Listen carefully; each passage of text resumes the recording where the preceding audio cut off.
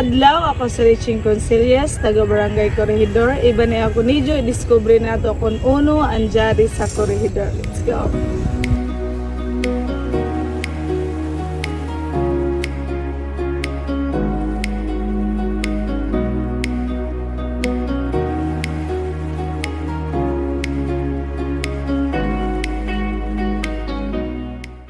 Diri sa isla ng Corregidor, kung diin ako nagdako, diin ako nahimugso, nakita agad yun na ako kung uno ang mga tao diri naningkamot na para mabuhi sila. Sama sa mga pagpanagat, panguha isda, nukos, sa pagtanom ng mga kalibri, kamuti o sa uno pa ng mga itanong, sa pagpanginhas. So hamok diri mga pamaagi para mabuhi gajud ang mga katawhan.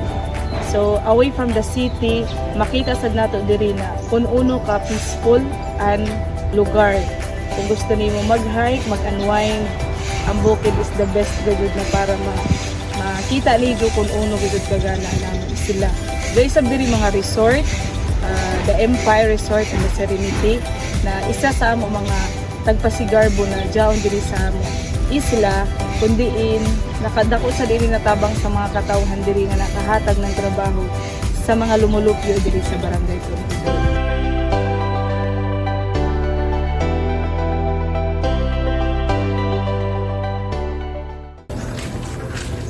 Hello! So diri amo ini ang pinakasikat na souvenir shop sa Corregidor, which is local brand gajud diri. First ever local brand na souvenir sa Corregidor.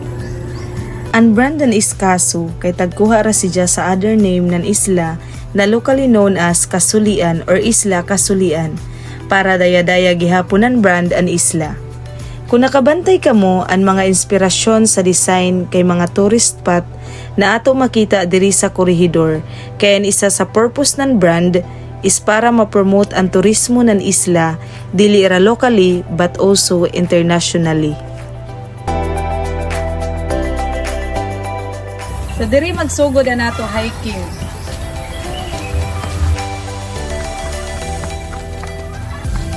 So samtang magsaka kita pasingod sa bukid para sa ato hiking, joy sa mga signage nato makita. Kung idyo mabasa, take only photos, leave only footprints. Made by Iskaso. So kay joy may gud iba na mga bisita na mukari ra magkuan mga lipa, so dapat kita na mga turista may bayo kita muhipos na nato basura. So amoy ni ang last na hagdan na at usakahan pasingod sa bukid para makita na nato kung uno kagana ang Corregidor Island.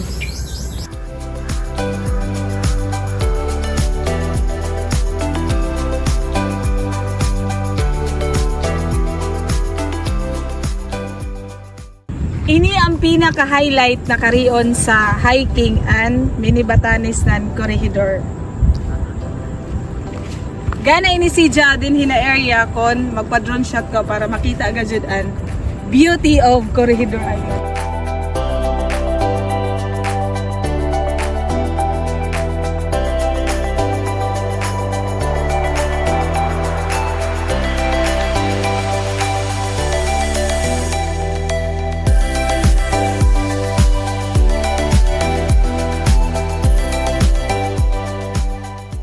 Isa sa pinakasikat na karion ng mga turista is ang Baliad na Lubi.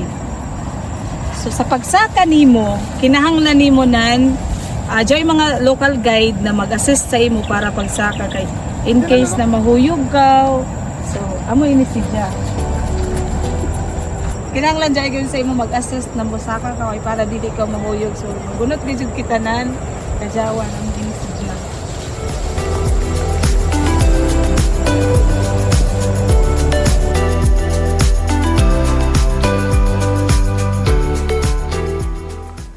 Ini ang isa sa mga spot na gana sa Jakarian, which is waya pa ma-discover ng mga turista na gana sa siya na tourist spot. Amo ini dyan siya diri. Kung makita niyo, very Instagrammable gud siya. Ini isa sa na spot na mo bago pa na discoveryhan diri. Kung makita niyo, it's very beautiful. Instagrammable gud siya.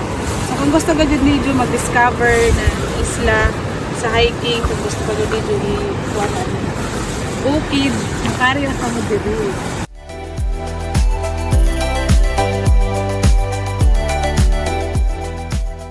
base sa amo research sa mga interview, pangutana na ako sa mga katiguyangan diri kung uno ko jud an korehidor na nahimo man si na ngayon na korehidor ini na isla. So according to them sa mga katiguyangan, ang korehidor is dili pa gud siya known as Corregidor Island.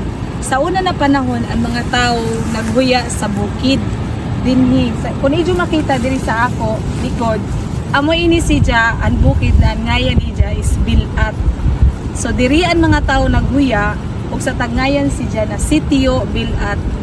Kay ang ngayan ng bukid Bilat man, so dito naghuya ang mga tao. So pagka jagan sa pila na katuig, nohamok ang tao, naghamok na naghamok. So, ang iban, waya na diri muya, dito nakasagaran sa ubos. So, amo na dyan, nahimo tungod sa kahamok na population, nahimo na si Janan barangay.